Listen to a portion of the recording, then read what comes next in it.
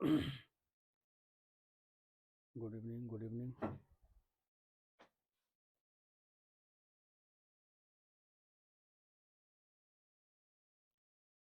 Good evening.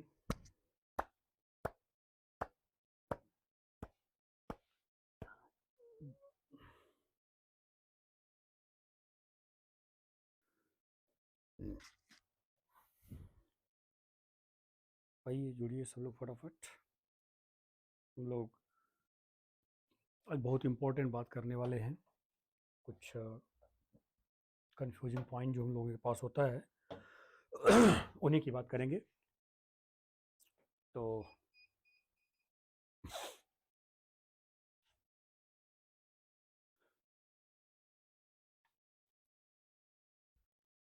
पहले आगे बढ़ने से पहले हम लोग geometry geometry of the molecule में दो बात करेंगे हम लोग। एक होता है इलेक्ट्रॉन ज्योमेट्री और एक होता है मॉलिक्यूलर ज्योमेट्री। ठीक बच्चे, इलेक्ट्रॉन ज्योमेट्री और मॉलिक्यूलर ज्योमेट्री ये बहुत ये कंफ्यूज करता है सबको। तो इलेक्ट्रॉन ज्योमेट्री और मॉलिक्यूलर ज्योमेट्री दोनों में आप डिफरेंस याद रखिएगा। इलेक्ट्रॉन ज्योमेट्री का मतलब total electron pairs around the central atom in a molecule or ion, in a molecule or ion। ठीक है, इलेक्ट्रॉन ज्योमेट्री का मतलब हो गया total electron pair. Electron pair में अब आप याद रखिएगा यहाँ पर दो कंडीशन अप्लाई होगा। इलेक्ट्रॉन पेयर, थोड़ा सा आगे बढ़ते हैं तो बात करते रहते हैं इसको वन बाय वन। तो इलेक्ट्रॉन ज्योमेट्री में आपके पास आ गया ये टोटल इलेक्ट्रॉन पेयर काउंट करेंगे आप, ठीक है ना। उस मॉलिक्यूल में सेंट्रल एटम के राउंड कितने इलेक्ट्रॉन पेयर हैं वो अरेंजमेंट कहलाता है इलेक्ट्रॉन पेयर अरेंजमेंट। और ऐसे ज्योमेट्री को बोलते हैं इलेक्ट्रॉन ज्योमेट्री या इलेक्ट्रॉन अरेंजमेंट ज्योमेट्री के नाम से जानते हैं। तो इलेक्ट्रॉन अरेंजमेंट ज्योमेट्री ये आपका हो गया टोटल पेयर ऑफ इलेक्ट्रॉन्स। ठीक है, इसी को हम सभी लोग स्ट्रक्चर ऑफ मॉलिक्यूल भी कह सकते हैं। स्ट्रक्चर ऑफ मॉलिक्यूल की बात हम लोग कर सकते हैं। ठीक है, स्ट्रक्चर ऑफ मॉलिक्यूल। दूसरा क्या है यहाँ पर मॉलिक्यूलर ज्योमेट्री में हम बात क्या करेंगे। मॉलिक्यूलर ज्योमेट्री जो होती है उसको आप क्लियर रखिएगा कि consider consider only bond pairs, only bond pairs, not lone pairs. ठीक है, only bond pairs not lone pairs, ये ध्यान रखना है हम लोगों को। इसलिए माय डियर्स यहाँ पर क्या होगा, यहाँ पर हम लोग सेप कंसीडर करते हैं। ठीक है ना, सेप यहाँ पर क्या देखेंगे, सेप देखा जाएगा तब। यानी जब हम लोन पेयर को अवॉइड कर देंगे तो मॉलिक्यूलर जो सेप है वो कैसा, यानी सेप में लोन पेयर नॉट कंसीडर्ड, सेप में lone pair not considered, structure में टोटल पेयर कंसीडर्ड। ठीक है, तो इसलिए कहा जाता है कि मॉलिक्यूलर ज्योमेट्री मतलब क्या हो गया, वो कैसा सेप लेकर के बैठा हुआ है। अब यहाँ पर मजेदार बात क्या है, जो बातें मेमोरी में रहेंगी यही सब बातें ध्यान देनी, यही सब क्वेश्चन होते हैं कि अगर सेंट्रल एटम के पास एक भी लोन पेयर नहीं है तो उसका सेप और स्ट्रक्चर यानी कि इलेक्ट्रॉन ज्योमेट्री और मॉलिक्यूलर ज्योमेट्री क्या होंगी, सेम होंगी। तो इस कंडीशन को अप्लाई कर लें क्या, if central central item does not have lone pair, ठीक है ना, does not have lone pair, then then electron geometry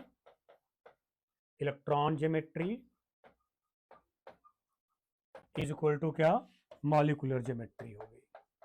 electron geometry is equal to molecular geometry होगी। ठीक है बच्चे, तो electron geometry is equal to molecular geometry का मतलब क्या हो गया, उसका शेप और स्ट्रक्चर दोनों क्या हो जाएंगे, सेम हो जाएंगे। शेप एंड स्ट्रक्चर दोनों क्या हो जाएंगे, सेम हो जाएंगे। Shape and structure same. तो ये ध्यान देना है, ये जो क्वेश्चन ये मिस करता है, गलती होती है। ऐसे आप देखोगे नेट और गेट में, नेट में तो स्पेशली यहाँ क्वेश्चन का भरमार होता है शेप और स्ट्रक्चर को लेकर के, ठीक है ना। तो स्ट्रक्चर और शेप वहाँ पर सेम होगा, यानी molecular geometry electron geometry same होगी जब केवल बॉन्ड पेयर ऑफ इलेक्ट्रॉन्स होंगे, ठीक है। उसके बाद अगर लोन पेयर एक भी आ गया तो उसका शेप अलग हो जाएगा, इलेक्ट्रॉन ज्योमेट्री उसकी अलग हो जाएगी, ठीक है। अब आइए थोड़ा सा हम उस थियरी की बात आपसे कर देते हैं।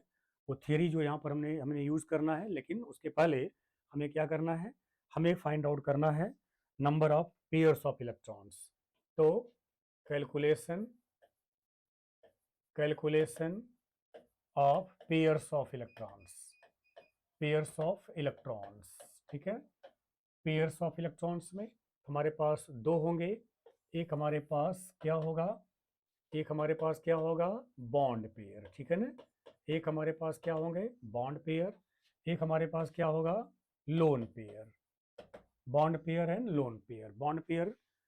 बॉन्ड पेयर का मीनिंग क्या हो गया, बॉन्ड पेयर का मीनिंग ये हो गया कि electron pair involving bond formation. इसका मीनिंग क्या हो गया, इलेक्ट्रॉन पेयर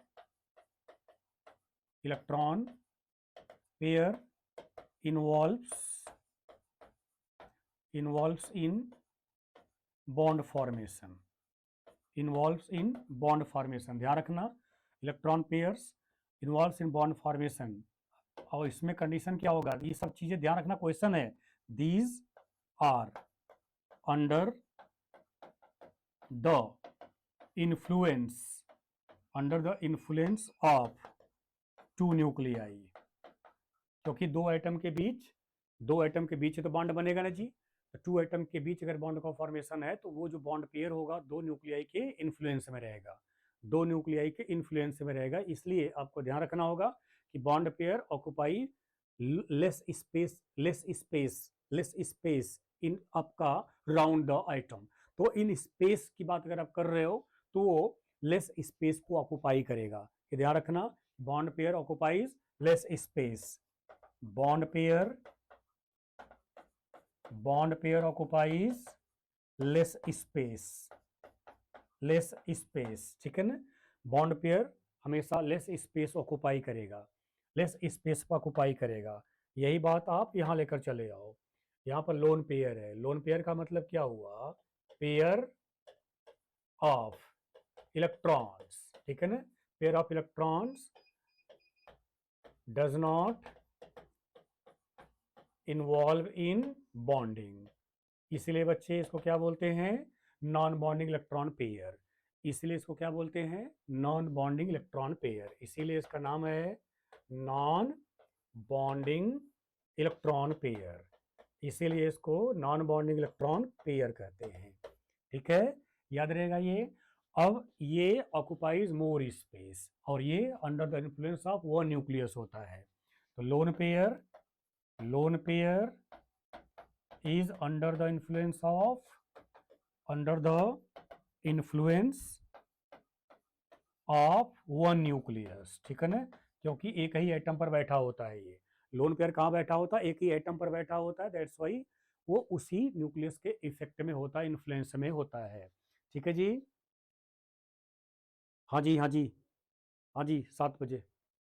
उसके बाद occupies occupies more space, occupies more space, occupies more space. Lone pair क्या है, ये मोर स्पेस को ऑक्युपाई करता है राउंड सेंट्रल एटम।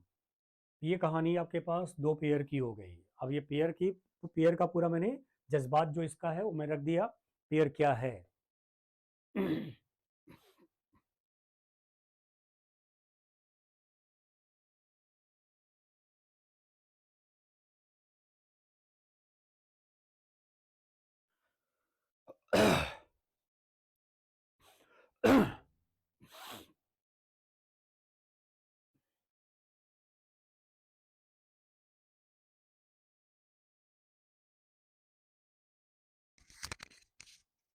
वॉइस कम आ रही है, ऐसा कैसे हो गया, आज क्या हो गया भाई, वॉइस कम आ रही है।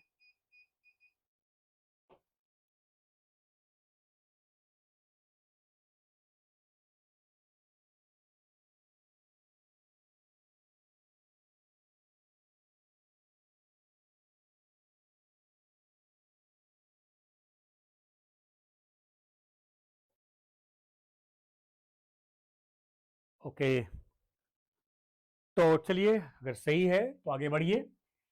आइए यहाँ पर आप ध्यान दें, ये लोन पेयर और बॉन्ड पेयर का मैंने डिफरेंस आपके सामने रख दिया और इन सब चीज़ों को आप माइंड में रखेंगे।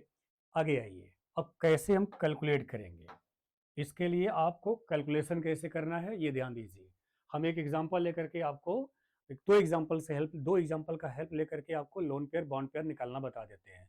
बहुत सिंपल एग्जांपल है और उनके बारे में आप पढ़ चुके हो। देखो ये हमारा CH4 है और दूसरा हमारा क्या है, ये NH3 है। दो एग्जांपल सफिशियंट है और आप केवल अप्लाई करना सीखो। Unknown example, good evening good evening. अब इसको अप्लाई करना केवल सीखना है आपको। नया एग्जांपल आएगा कैसे अप्लाई करना है, तो इसके लिए सबसे बड़ा हेल्प कौन करता है, आपका इलेक्ट्रॉन अरेंजमेंट करता है या लेविस डॉट मॉडल करता है। लेविस डॉट मॉडल, ठीक है। तो लेविस डॉट मॉडल से आपको ये क्लियर हो जाएगा कि कितने इलेक्ट्रॉन बॉन्डिंग में इन्वॉल्व हो रहे हैं, कितने इलेक्ट्रॉन बॉन्डिंग में इन्वॉल्व नहीं हो रहे हैं। अब जितने इलेक्ट्रॉन बॉन्डिंग में इन्वॉल्व हो रहे हैं वो ले लीजिए, तो आपके बॉन्ड पेयर में चले जाएंगे। और जो पेयर इन्वॉल्व नहीं हो रहा है वो चला जाएगा नॉन बॉन्डिंग इलेक्ट्रॉन पेयर, जिसे बोलते हैं लोन पेयर। तो इसके लिए एक मॉडल मैं सिखा दे रहा हूँ आपको। ये कार्बन, कार्बन का 1 इलेक्ट्रॉन 1 इलेक्ट्रॉन 1 इलेक्ट्रॉन 1 इलेक्ट्रॉन। और उसके बाद every hydrogen, every hydrogen contains electrons. तो यहाँ पर आपका देखिए ये पेयर बन जाएगा, ये पेयर और ये पेयर और ये पेयर, देख रहे हैं ना, ये पेयर बन गया। यानी कार्बन के राउंड में जितने भी पेयर रखे हुए हैं आप सभी लोग देख रहे हो कि सभी बॉन्ड बनाकर बैठे हुए हैं, किसके साथ, H के साथ। अब अगर हम इसको कोवैलेंट बॉन्डिंग के रूप में VVT अप्लाई करके दिखा दें तो हमारे पास ये बॉन्डिंग आ गई, ये बॉन्डिंग हो गई। अब ये बॉन्डिंग हो गई तो 2 इलेक्ट्रॉन्स यहाँ पर, 2 इलेक्ट्रॉन्स यहाँ पर, 2 इलेक्ट्रॉन्स यहाँ पर, 2 इलेक्ट्रॉन्स यहाँ पर। अब आप देख रहे हो कि जितने भी इलेक्ट्रॉन्स कार्बन के थे सभी इलेक्ट्रॉन बॉन्डिंग में इन्वॉल्व हो गए हैं। इसका मतलब हो गया कार्बन के वैलेंस शेल में अब कोई भी इलेक्ट्रॉन अनबॉन्डेड नहीं है, नॉन बॉन्डेड नहीं है। इसका मतलब all the electrons are bond pairs, ठीक है। इसलिए अब आप देखिए 1 pair here, 1 pair here, 1 pair here, 1 pair here. यहाँ पर क्या है, 4 पेयर्स हैं और 4 पेयर में सभी के सभी पेयर क्या हैं, बॉन्ड पेयर्स। इसका मतलब all all pairs are BPs, all pairs are BPs, bond pairs. यानी सभी पेयर यहाँ पर क्या हैं, ये बॉन्ड पेयर्स हैं। तो सभी पेयर बॉन्ड पेयर्स हैं। यहाँ निकालो आप नाइट्रोजन का, आप कर चुके हो इलेक्ट्रॉन डॉट मॉडल। ये हो गया H, ये हो गया H, ये हो गया H। अब यहाँ पर ये बॉन्डिंग करेगा, यहाँ पर ये बॉन्डिंग करेगा, यहाँ पर ये बॉन्डिंग करेगा। अब आप देख रहे हैं यहाँ पर क्या हो गया, ये आपका BP हो गया, ये BP हो गया। ये इसके लिए क्या कैसे ड्रा करोगे, यहाँ रखोगे, यहाँ पर H हो गया, यहाँ पर H हो गया, यहाँ पर H हो गया। 2 इलेक्ट्रॉन्स 2 इलेक्ट्रॉन्स 2 इलेक्ट्रॉन्स। यहाँ पर सभी क्या हैं, ये हमारे क्या हो गए, BP हो गए। ये हमारे क्या हो गए, BP हो गए। ये हमारे क्या हो गए, BP हो गए। लेकिन आप देख रहे हो कि पेयर ऑफ इलेक्ट्रॉन, ये पेयर ऑफ इलेक्ट्रॉन बॉन्डिंग में इन्वॉल्व नहीं है, इसलिए इसको क्या बोल दिया हम लोगों ने, LP बोल दिया। ये LP इलेक्ट्रॉन्स आपके पास। तो इस तरीके से आप देख रहे हो कि अमोनिया के केस में हमारे पास क्या हो गए, 3 BPs हो गए और 1 क्या हो गया, LP हो गया, 1 LP। इस तरीके से आप सभी लोग इलेक्ट्रॉनिक अरेंजमेंट का यूज करके आराम से इजी गोइंग में कैलकुलेट कर सकते हो bond pair and lone pair. ये जो मैंने आपको सिखाया ये मानकर सिखाया कि आप 11th का ये चीज़ पढ़ रहे हो, 11th में आपने ये चीज़ें पढ़ा हुआ है। 11th के बेस पर मैंने आपको बताने का प्रयास किया कि ऐसे लोन पेयर और बॉन्ड पेयर को आप फाइंड आउट करोगे। माय डियर्स, यहाँ पर जो मेरा मोटो है इन सब चीज़ों को लाने के लिए, केवल आपको दो बातें बताने के लिए। एक तो मॉलिक्यूलर रेगुलर ज्योमेट्री और एक molecular irregular geometry.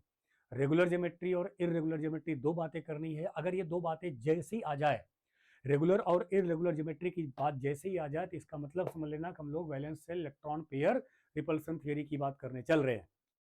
Valence shell electron pair repulsion theory, यानी हमारा जो टॉपिक है यहाँ पर, जिस पर हमें थोड़ा सा समय देना है, थोड़ा समय देना, ज़्यादा नहीं। Valence shell electron pair repulsion theory, valence shell electron pair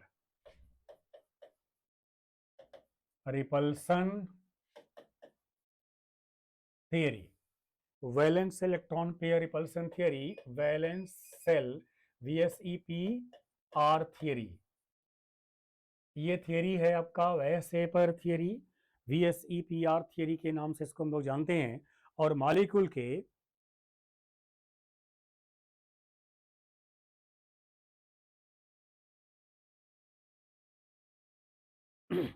अब देखिए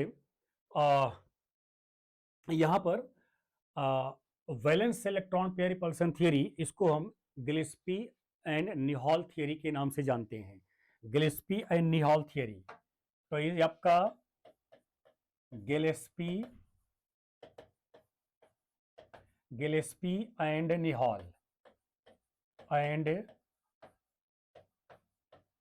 निहॉल theory, Gillespie and Nyholm theory, इस थियरी के नाम से जानते हैं। यानी इसके जो प्रपोज करने वाले दो वर्कर्स हैं, गिलेस्पी एंड आपका ये निहॉल, दो ये वर्कर हैं, इसलिए इसको हम गिलेस्पी एंड निहॉल थियरी के नाम से जानते हैं।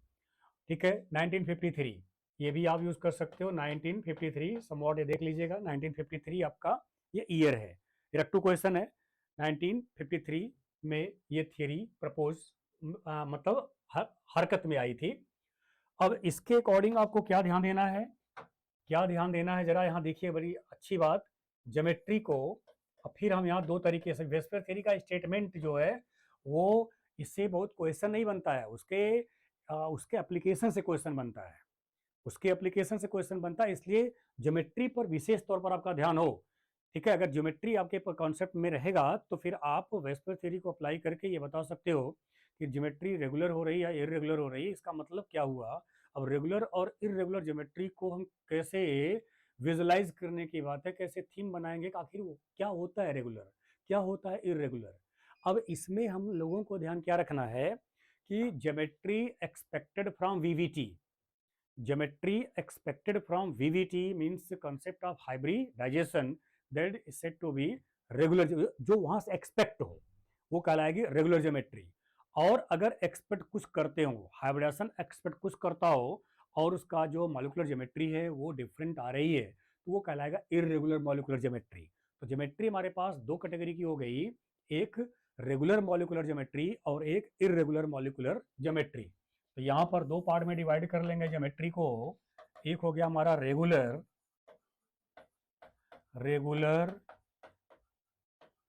Molecular geometry, regular molecular geometry का मतलब एज एक्सपेक्टेड फ्रॉम हाइब्रिडाइजेशन। ठीक है, एज एक्सपेक्टेड फ्रॉम हाइब्रिडाइजेशन। तो रेगुलर ज्योमेट्री यहां पर मैं लिख दे रहा हूं as expected from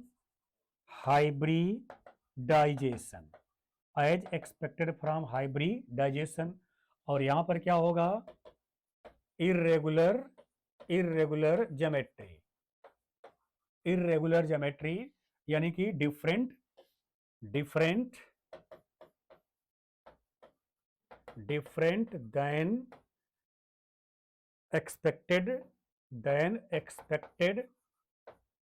then expected from hybridisation,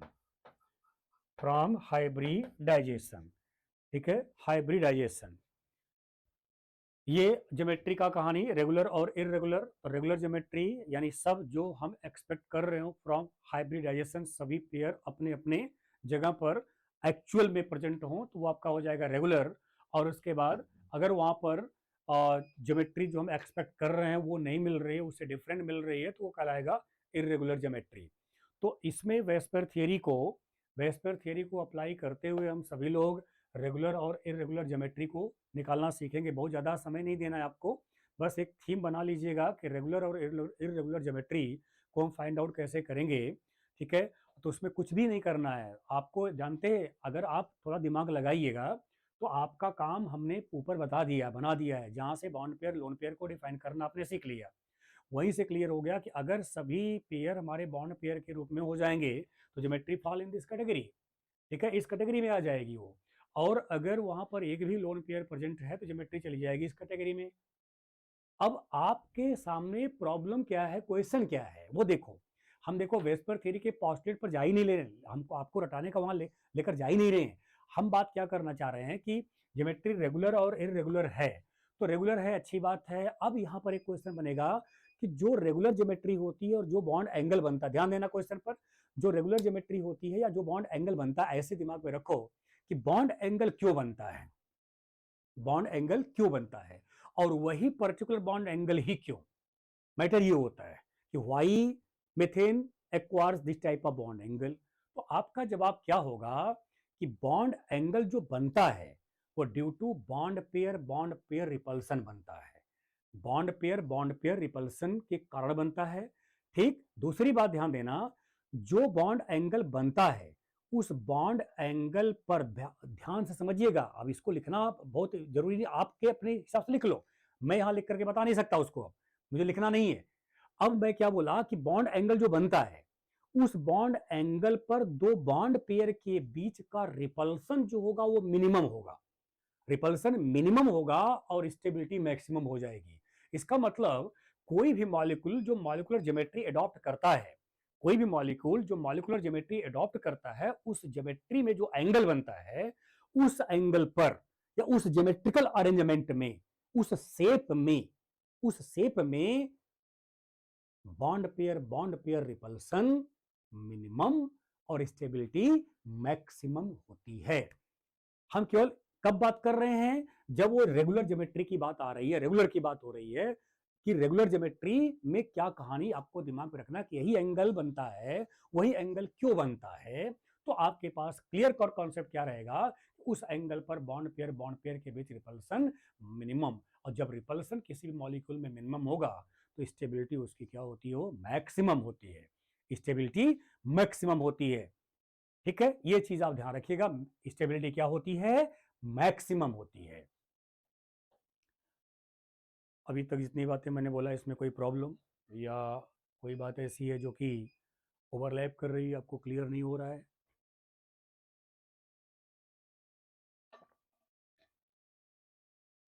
please reply.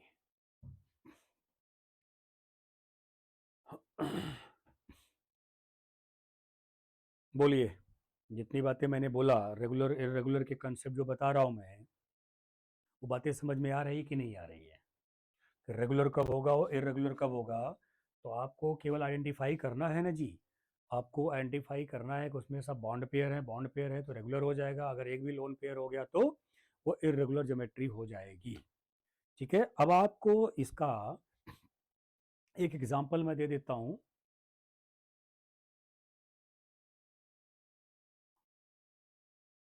अब भाई आवाज़ सबको क्लियर स्लो आ रही है, ये मुझे कुछ समझ नहीं आ रहा है। एक आध दो लोग केवल बात ऐसा कर रहे हैं कि वॉइस स्लो आ रही है, और सब में तो ऐसा नहीं आ रहा है।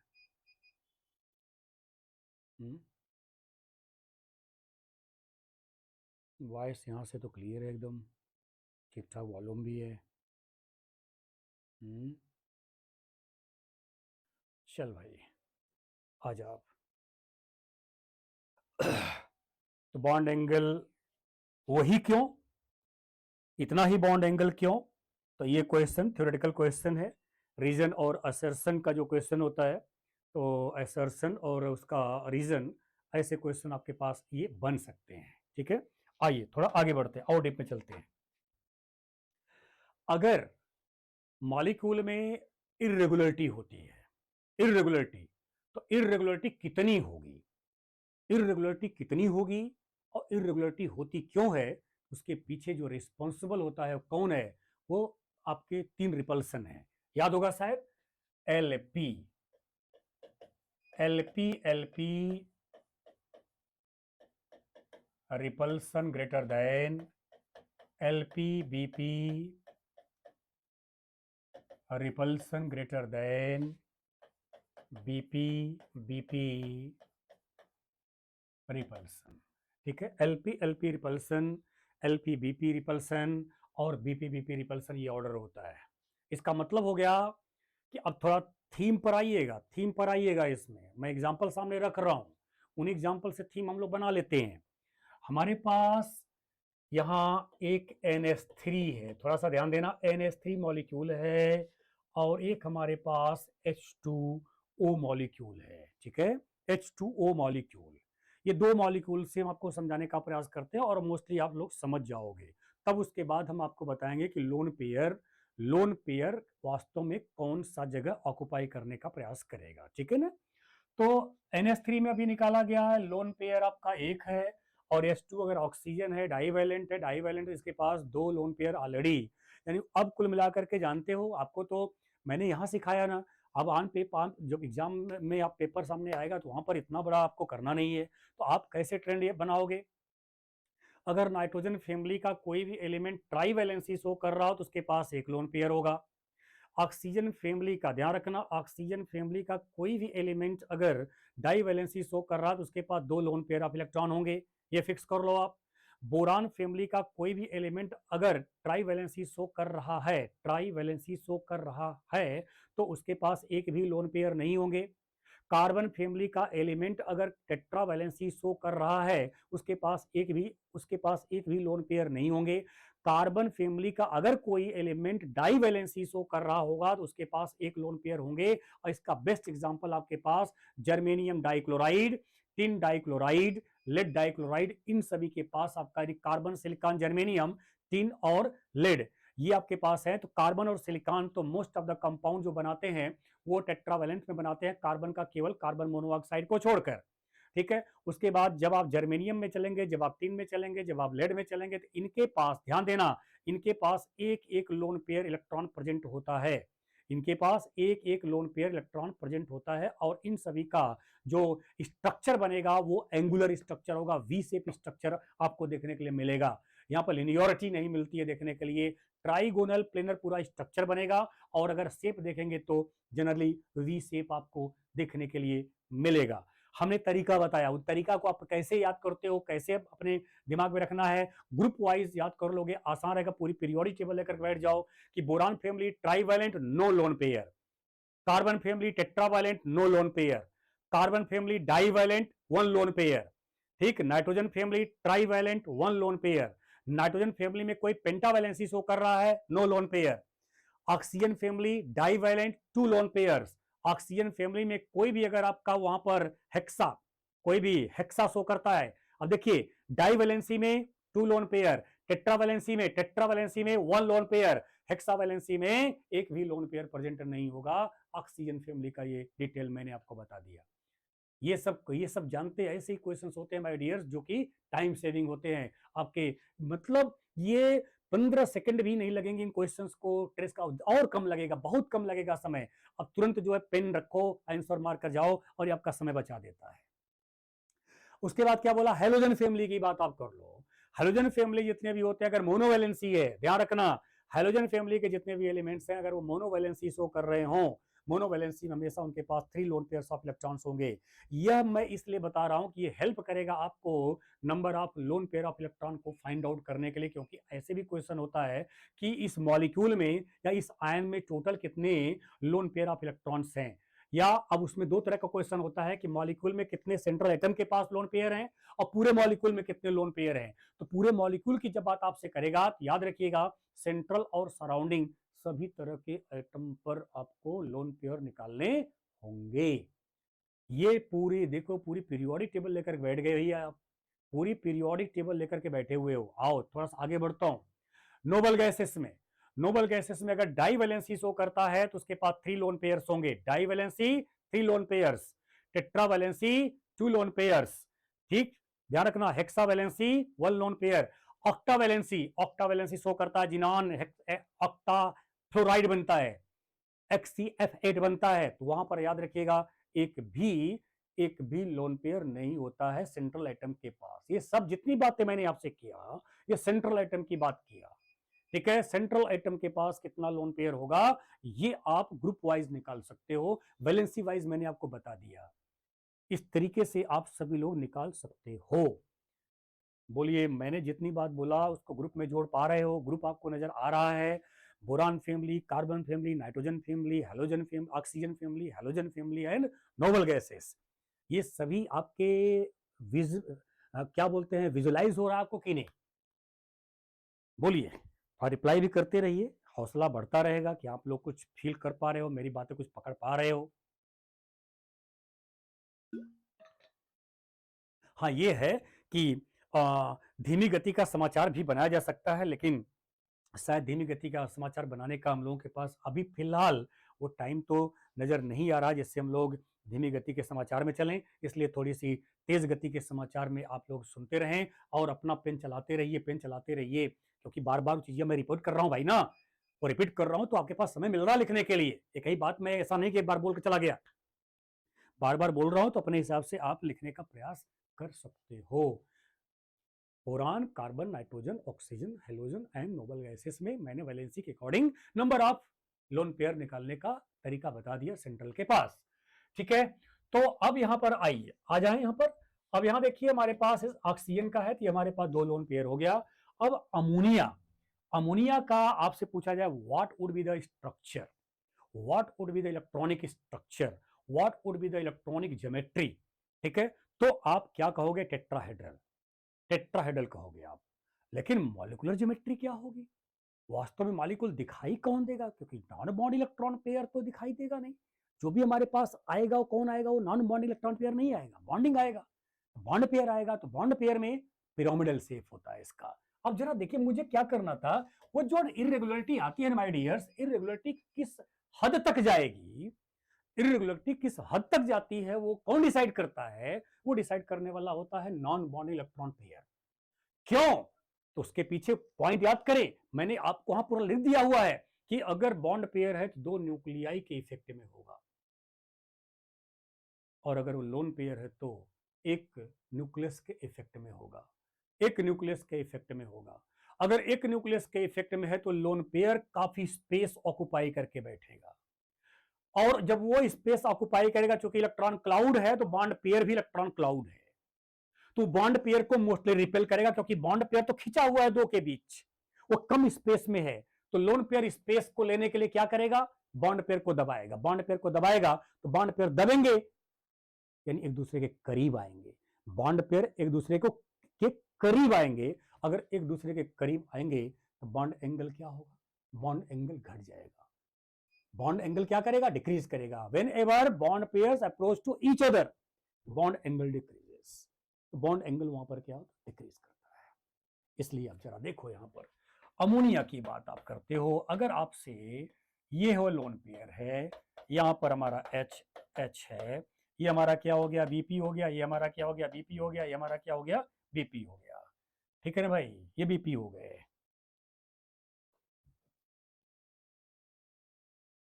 ठीक, एक लोन पेयर हो गया यहां पर।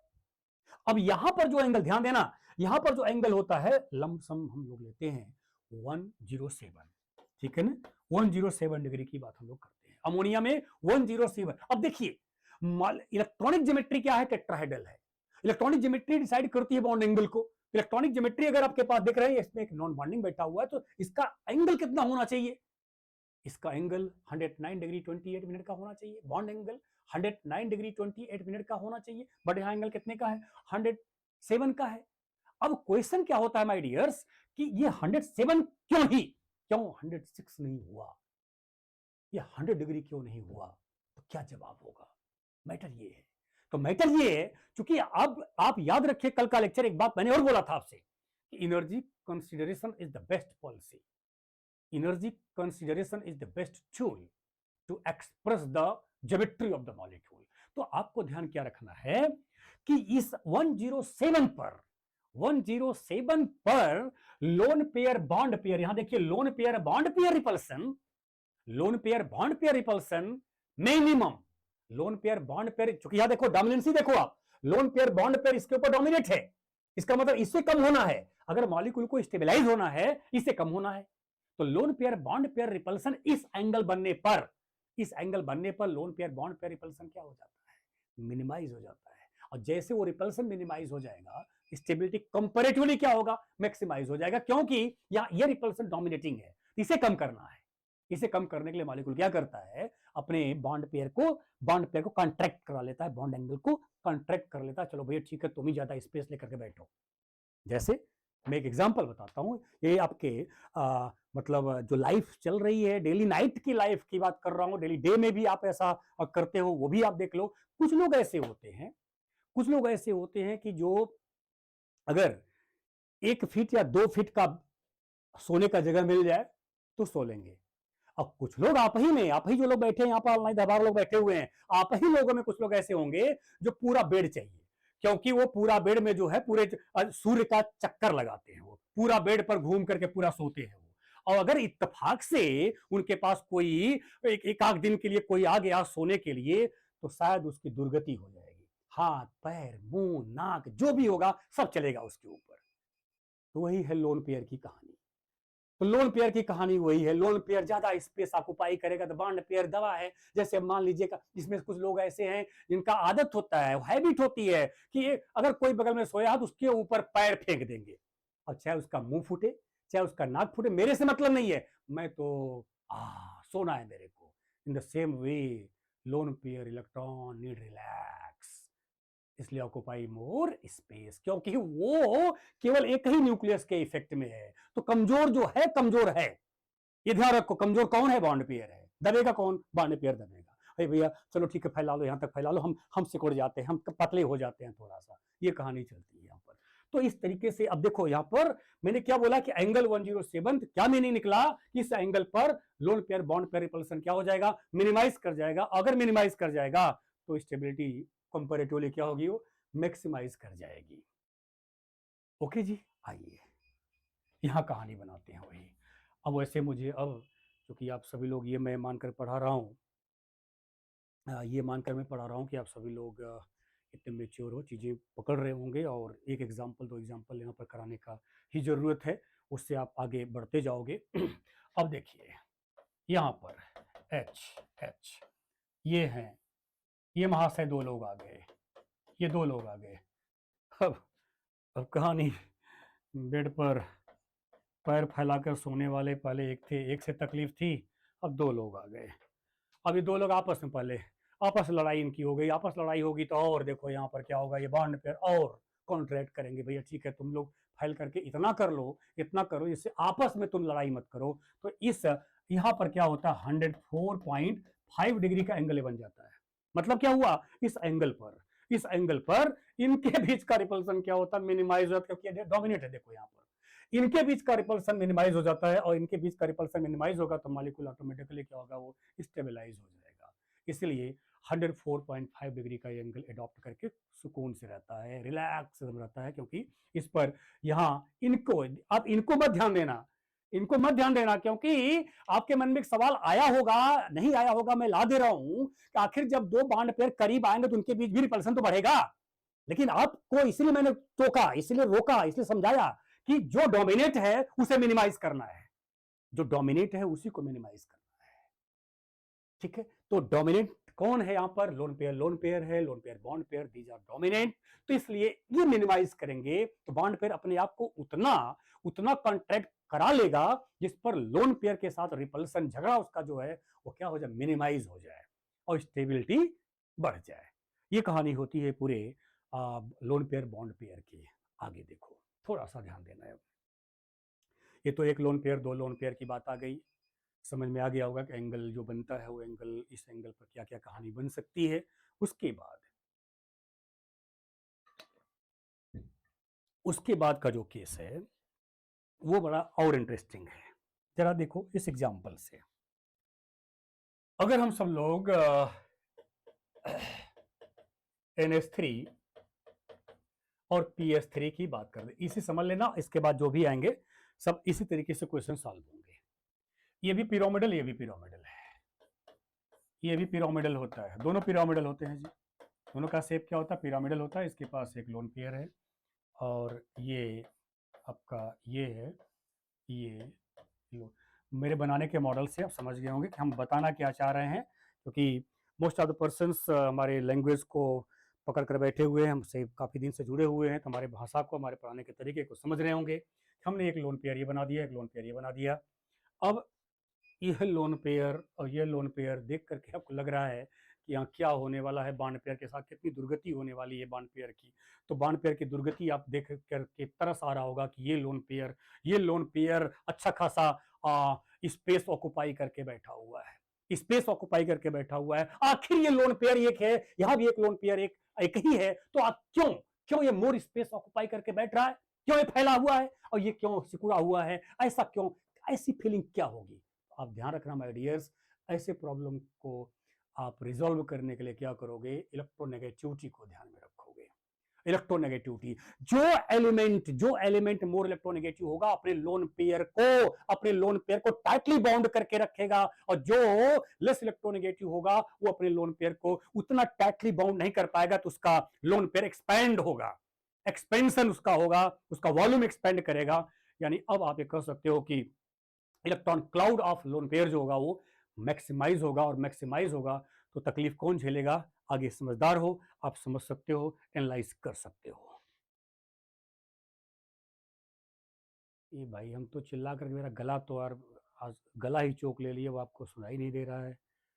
ये बड़ी समस्या हो गई। आप लोगों के साथ ऐसा क्या दिक्कत आज हो रही है? तो मैं चिल्ला कर खुद ही गला अपना ख़त्म कर लिया आज। मिस्टर प्रदीप। हाँ हाँ।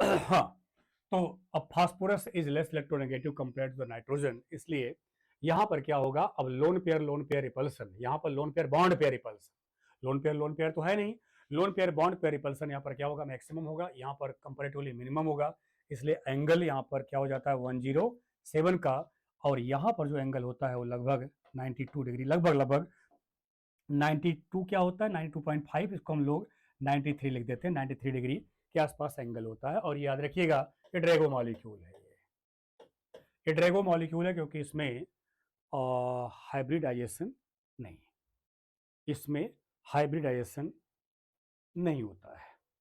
ठीक है, तो इलेक्ट्रोनेगेटिविटी अगर घटेगी, lone pair more space occupy करेगा, इसलिए loan pair bond pair repulsion बढ़ेगा, और बढ़ेगा तो या लोन पेयर भी, लोन पेयर रिपल्सन भी बढ़ेगा, इसलिए बॉन्ड एंगल क्या होगा? वो डिक्रीज करता जाएगा। आइए आगे की बात करते हैं।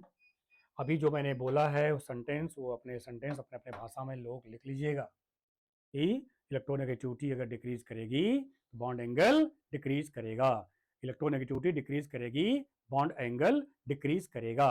ये जितनी भी बातें मैं बोल रहा हूँ ये मैं नहीं बोल रहा हूँ, ये वेस्पर थियरी बोल रही है, वेस्पर थियरी की बातें हो रही है। वेस्पर थियरी में कितने तरह की geometry? two types of geometry, one regular, next one irregular. Whenever central atom in the molecule is surrounded only by bond pairs of electrons, then geometry will be regular, as expected from the hybridization, means valence bond theory. But whenever central atom is surrounded by both bond pair as well as lone pairs of electrons, then the geometry of the molecule will be irregular. And irregularity in the geometry totally depends on the number of non-bonding electron pairs, number of lone pairs of electrons. More the lone pairs of electrons, more the irregularity in the geometry due to lone pair repulsion, which is greater than lone pair bond pair repulsion, greater than bond pair repulsion. उसके बाद as the size और electronegativity दोनों एक same concept है, तो as the electronegativity decreases the bond angle also decreases, as the electronegativity decreases bond angle also decreases. इसका मतलब कि अब हम लोग यहाँ पर ये कहानी बना सकते हैं, NH3 में बॉन्ड एंगल PS3 से ज्यादा होगा, यहाँ पर ASS3 से ज्यादा होगा, SbS3 से। ऐसे ही H2O में बॉन्ड एंगल ज्यादा होगा, H2S से ज्यादा होगा, S आपका H2SE और उसके बाद H2TE ये होगा। ये आपके पास बॉन्ड एंगल का कॉन्सेप्ट हो गया कि बॉन्ड एंगल यहाँ पर डिक्रीज करता जाएगा।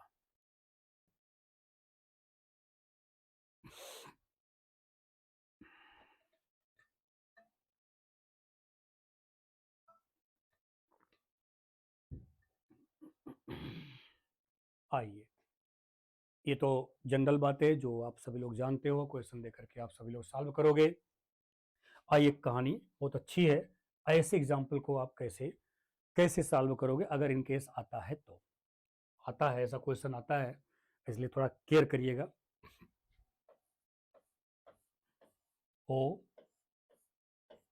एच, ध्यान देना,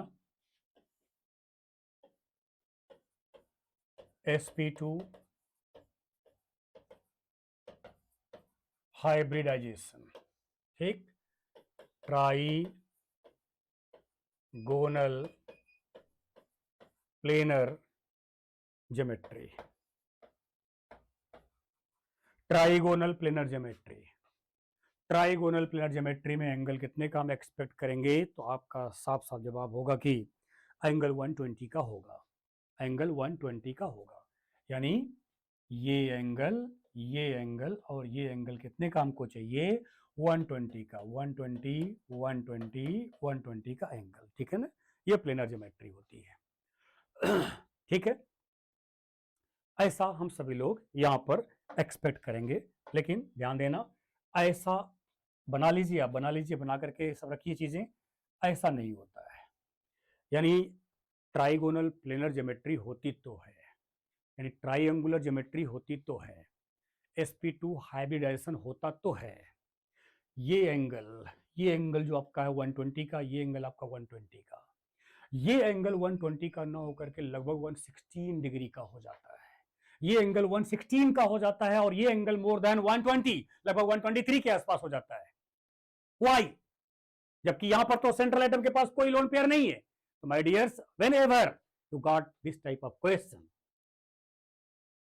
then you have to consider pi bond as a non-bonding electron pair.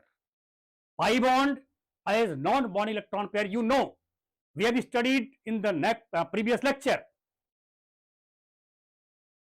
Pi electron cloud always form perpendicular to the plane of the sigma bond, perpendicular to the plane of the electron cloud जो sigma का होता है।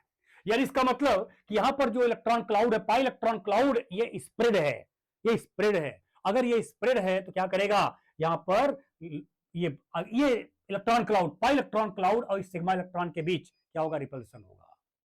Pi electron cloud sigma electron cloud के बीच repulsion होगा। That's why ये terminal जो आपका H, या अगर यहाँ सी भी होता तो भी बॉन्ड एंगल क्या हो जाएगा, डिक्रीज कर जाएगा फ्रॉम 120 डिग्री। तो हम जो बताना चाह रहे थे, मॉडल आप बना लिए होंगे, जो हम बताना चाह रहे हैं वो क्या है कि whenever pi bond is present, then pi electrons act as non-bonding electron pair. Pi electron cloud acts as non-bonding electron pair. इसको आप अपने लैंग्वेज में लिख लीजिएगा। pi electron cloud behaves as or acts as non-bonding electron pair, non-bonding electron pair.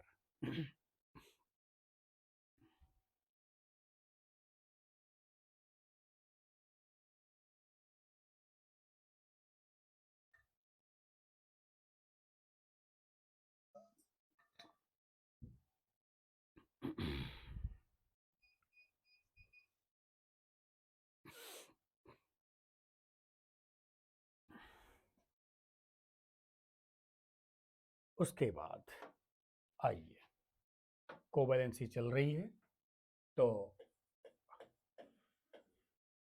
Covalent character in ionic compounds, covalent character in ionic compounds, covalent character in ionic compounds.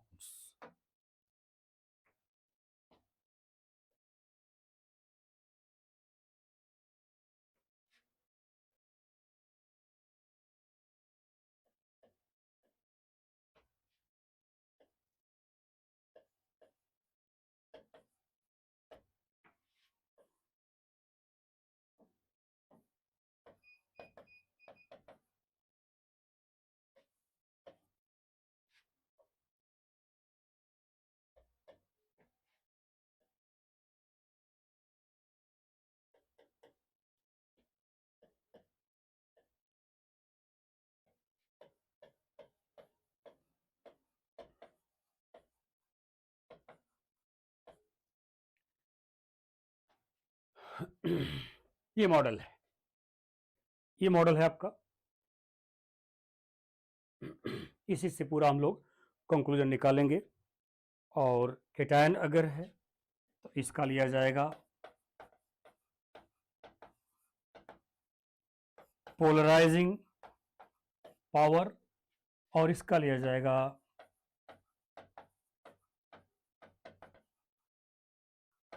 Polarisability. यानी हम लोग cation का लेंगे polarising power और anion का लेंगे polarisability. Anion का लेंगे पोलराइजेबिलिटी।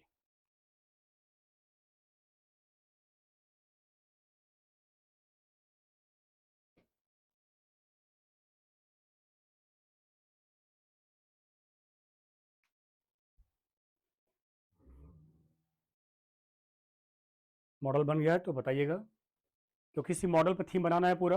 उसके बाद तो फिर आपका पूरी पीरियोडिसिटी लागू हो जाएगी इसमें, पूरी पीरियोडिसिटी लागू होगा, क्योंकि फजान रूल जो है वो पीरियोडिक कंसेप्ट पर है। पीरियोडिक कंसेप्ट अगर आपके दिमाग में होगा तो फजान रूल को समझना बहुत आसान है, इससे कोई दिक्कत नहीं होगी। मॉडल बन जाए, एक बार कम से कम टाइप कर लीजिए, उंगलियां आपकी कुछ हरकत में आ जाए, ठंडी का मौसम है। तब उसके बाद आइए हम लोग कुछ इशारों में बात कर लेते हैं, उसके बाद तब फिर एग्जाम्पल को सॉल्व कर लेते हैं।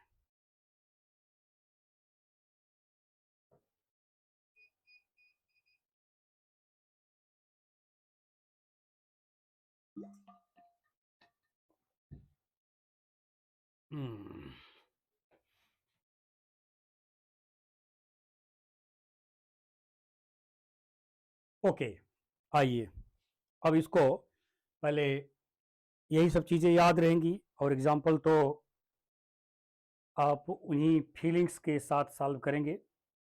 और जो चीज़ें याद रहेगी आओ उसी को पहले हम लोग कोरिलेट करते हैं। देखो, पोलराइजेशन और पोलराइजेबिलिटी ये दो टर्म है। उसके बाद तीसरा टर्म है पोलराइजिंग पावर। अगर मैं आपसे इन जनरल कहूं कि polarizing power plus polarizability is equal to polarization, तो पहला क्वेश्चन कि ionic compound possess some covalent character due to, answer ये होगा ड्यू टू पोलराइजेशन। ये क्वेश्चन सॉल्व हो जाएगा आपका, थ्योरेटिकल क्वेश्चन ऐसे विदाउट एग्जांपल। विदाउट एग्जांपल यहां पर एग्जांपल की जरूरत ही नहीं है। तो आयनिक कंपाउंड जैसा कि हम ये एक्सपेक्ट करते हैं कि compound form by transfer of electron, ध्यान देना यहां पर, by transfer of electrons ionic compound का फॉर्मेशन, इलेक्ट्रोवैलेंट कंपाउंड का formation. And you know, whenever one species donates electron, acquires positive charge, next one species accept electron, acquires negative charge, but these two are held together by strong electrostatic force of attraction. Strong electrostatic force of attraction, that's why you can say ionic compounds formalities, ionic compounds are more and more soluble in water. तो when ever ध्यान देना, यहां पर question पर ध्यान देना, when ever all ionic compounds are formed by electron transfer, then all ionic compounds must have equal solubility in the water because they are cation and anion. But why different ionic compounds have different solubility in water? Different ionic compounds have different lattice energy. Different ionic compounds have different solubility in organic solvents. Why? इसी बात को हम सभी लोगों को explain करना है कि ऐसा क्यों। तो ध्यान देना, अगर केटायन, जैसे केटायन और एनायन बना, ये फील करना है यहां पर आपको, केटायन और एनायन बना हुआ है, केटायन इलेक्ट्रॉन ट्रांसफर कर दिया, एनायन ने ले लिया, दोनों का ऑक्टेट पूरा है, लेकिन दोनों चार्ज तो हो गए ना जी। इलेक्ट्रॉन ट्रांसफर किया ऑक्टेट पूरा करने के लिए, इलेक्ट्रॉन ले लिया ऑक्टेट कंप्लीट करने के लिए, अब दोनों हो गए चार्ज में।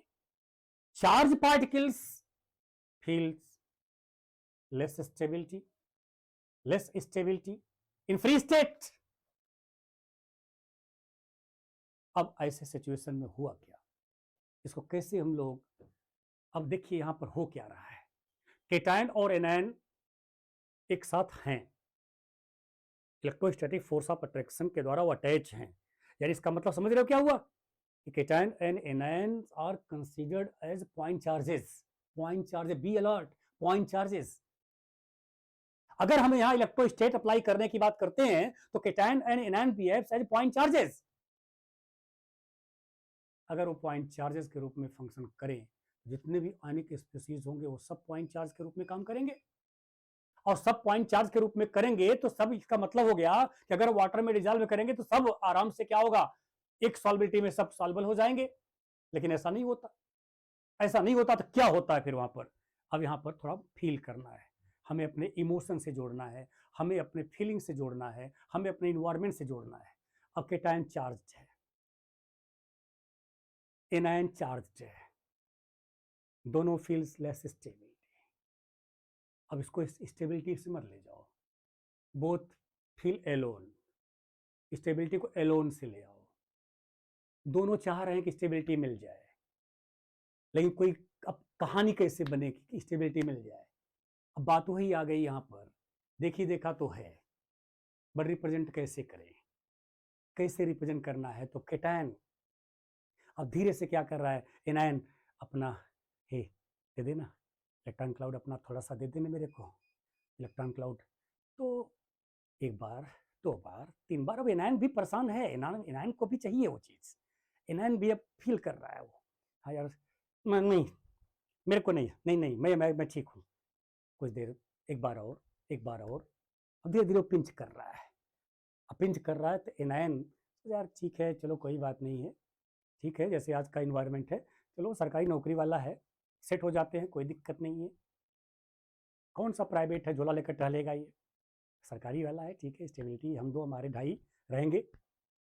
तो अब एनायन, ध्यान रखना यहां साइज देखो थोड़ा सा, फीलिंग वहां लगाओ और सोचो यहां साइज इसकी बड़ी है, इसका इलेक्ट्रॉन क्लाउड इसके न्यूक्लियस से दूर है, और ये नंगा बैठा हुआ है पांचों चार लेकर के। अब क्या करेगा, इसके इलेक्ट्रॉन क्लाउड को धीरे धीरे क्या किया, अपनी तरफ अट्रैक्ट किया, और दोनों जा रहे हैं कहां पर, स्टेबिलिटी में जा रहे हैं, और दोनों अब formally close to each other हो रहे हैं। अब इसका मीनिंग क्या हुआ कि केटायन इस इलेक्ट्रॉन, यानी एनायन के इलेक्ट्रॉन क्लाउड को क्या कर रहा है, अट्रैक्ट कर रहा है, और अट्रैक्ट कर रहा है एट द सेम टाइम उसके न्यूक्लियस को क्या कर रहा है, रिपेल कर रहा है, न्यूक्लियस को रिपेल कर रहा है। तो whenever cation and anion are in close contact, अरे भाई रोज देखी देखा हो रही है, रोज जो है आमने सामने बेंच पर बैठ रहे हैं, रोज बगल अगल बगल की सीट पर बैठ रहे हैं, रोज उसी क्लास में बैठ रहे हैं, तो फिर कहानी ऐसी ही हो जाती है, कहानी ऐसी ही हो जाती है। अब चाहे अब लड़का लड़की को पटा ले या लड़की लड़के को पटा ले, कहानी यहां पर वही ऐसा ही कुछ यहां पर है। अब ये हो गया पोलराइजेशन, जो एक पॉइंट चार्ज के रूप में बैठे हुए थे, now they hugging each other. This is the basis of development of covalent character in ionic compounds. ये है कोवैलेंट कैरेक्टर डेवलप करने का, जिसको हम नाम क्या दिया, पोलराइजेशन नाम दे दिया। तो केटायन और anion whenever close to each other, then cation attracts the electron cloud of anion towards itself and repel the nucleus of anion away from it. This process is called polarization. And property of cation said to be polarizing power, and property of anion said to be polarizability. It means, अब जानते हो अगर ये feel आ गया ना, उसके बाद दो शब्दों में पूरी कहानी बयां हो जाएगी, अब पूरा हजार रूल इसमें समा जाएगा। क्या, more the polarizing power more the covalent character, more the polarizability more the covalent character. अब प्रॉब्लम केवल एक फंसा है बस, कि how can we decide polarizing power कहां हाई होगा, पोलराइजेबिलिटी कहां पर हाई होगी। बहुत आसान तरीका है, बहुत आसान तरीका समझना है इसको, और मैंने इसलिए स्टार्ट करने के पहले बोल दिया पूरी पीरियोडिसिटी का कॉन्सेप्ट लागू होगा। Smaller the cation more the polarizing power, अपने शब्दों में लिखिएगा इसको, smaller the cation more the polarizing power, high the positive charge over the cation more the polarizing power, smaller the cation, more the polarizing power. Higher the positive charge over cation, more the polarizing power. It means as the oxidation state increases, as the positive oxidation state increases, the polarizing power also increases. तो मैंने क्या बोला? More the polarizing power, more the polarizing power, more the covalent character. ये दो point आपके पास आ गए। तीसरा point क्या? Larger the anion, larger the anion, more the polarizability, more the polarizability, larger the anion, more the polarizability, ठीक है? More the negative charge, more the negative charge, more the polarizability, more the negative charge, more the polarizability.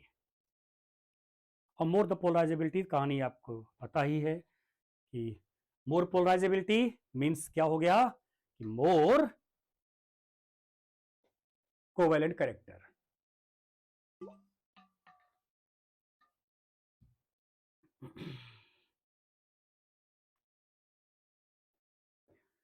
अब आप कितना लिख पाए और कितना नहीं लिख पाए ये आप समझें।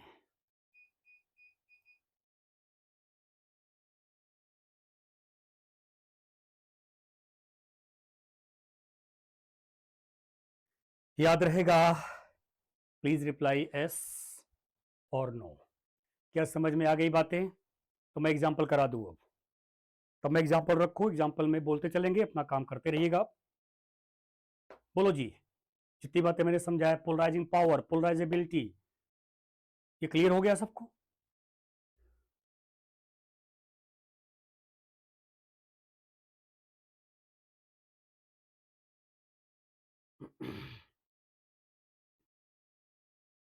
आइए तब हम एग्जाम्पल की बात कर लेते हैं।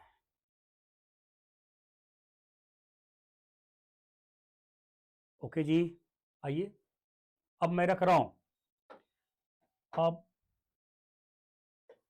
Lithium chloride, sodium chloride, sodium bromide, रुक जाओ, इसको सेम कॉन्सेप्ट लाओ, KCl, RbCl, CsCl, ठीक है? इसमें मोर कोवैलेंट कैरेक्टर कहां होगा? क्या बोला? Smaller cation, smaller cation. तो आपको पता है यह Li less, Na less, K less, Rb less, Cs less, ठीक है? तो ये क्या हो गया जी? ये इंक्रीजिंग ऑर्डर ऑफ साइज हो गया, इंक्रीजिंग ऑर्डर ऑफ साइज, इसलिए LiCl, NaCl, KCl, RbCl और आपका CsCl, ये क्या हो जाएगा? Decreasing order of covalent character, decreasing order of covalent character.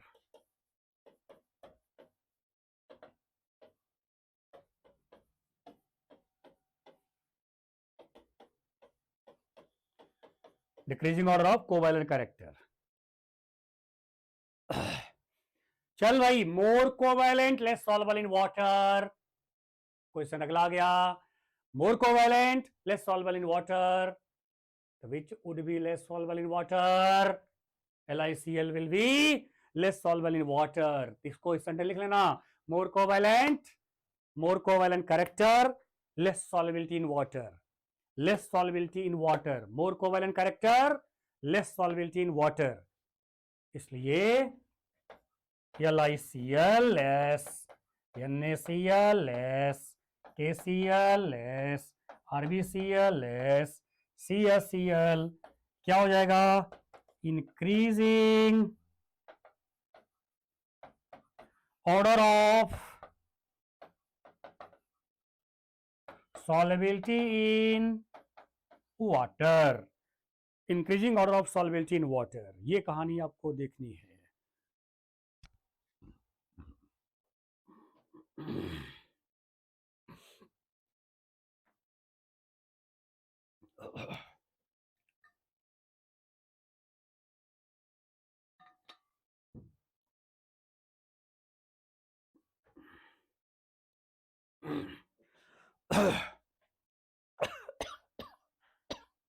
जब केटायन डिफरेंट हो anion same, cation different anion same, ये कॉन्सेप्ट लगाइएगा, cation different anion same.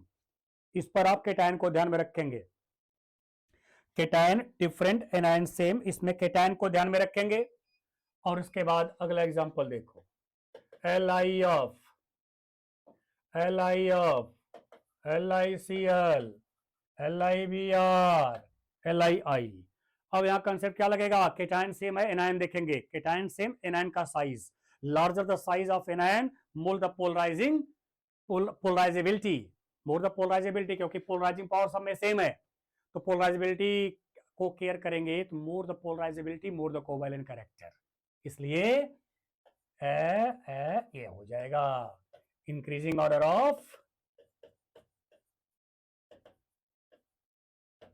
Increasing order of covalent character. बोलो, क्या वो डिक्रीजिंग ऑर्डर ऑफ सॉल्युबिलिटी हो जाएगी कि नहीं? डिक्रीजिंग ऑर्डर ऑफ सॉल्युबिलिटी हो जाएगी ना जी? Decreasing order of solubility in water, decreasing order of solubility in water, yes, LiI more covalent, तो इसमें decreasing order of solubility in water हो जाएगा कि नहीं? यानी LiF will be more soluble in water compare to LiI। तो इस तरीके से decreasing order of solubility in water आप निकाल लोगे, वो भी ऑर्डर लिख लेना है, आप भूल जाओगे। Decreasing order of solubility in water.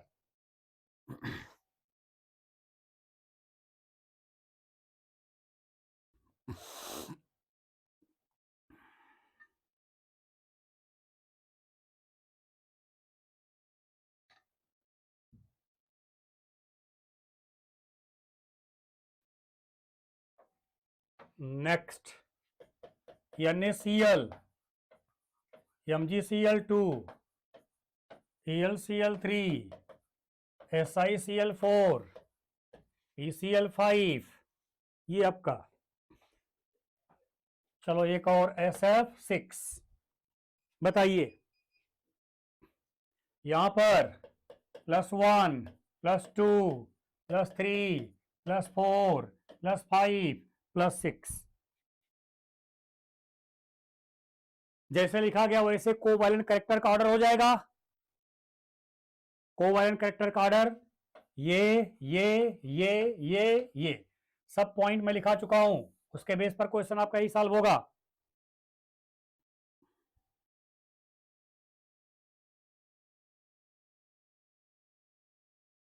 More ionic more lattice energy, more ionic character more lattice energy, order लिख लेना यहां पर, increasing order of covalent character, क्या लिखना है? इंक्रीजिंग ऑर्डर ऑफ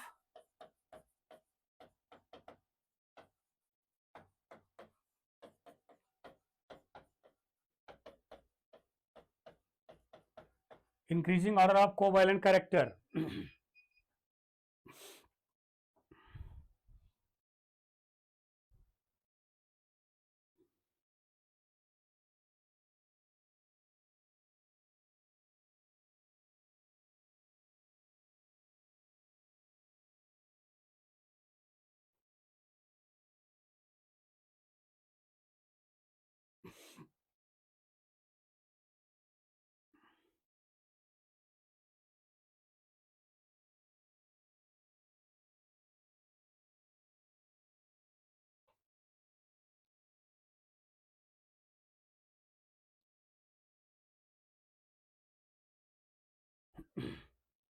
ये वेस्पर थियरी, और आज का लेक्चर हम यहीं पर एंड करेंगे। वेस्पर थियरी और फैजान रूल हमने आपको ट्रिक दे दिया है कि क्वेश्चंस को। अभी जो लास्ट पॉइंट बोले हैं ध्यान रखिएगा उसको। लास्ट पॉइंट मैंने क्या बोला था कि मोर आयनिक करेक्टर मोर लैटिस एनर्जी। ठीक है, मोर आयनिक करेक्टर मोर लैटिस एनर्जी, इसको आप लिख लेना जरूर, क्योंकि बहुत क्वेश्चंस देते हैं। तो लैटिस एनर्जी निकालने के लिए आप फैजान रूल लगा कर निकाल सकते हो। ओके, आज का लेक्चर यहीं पर एंड करेंगे। Thank you.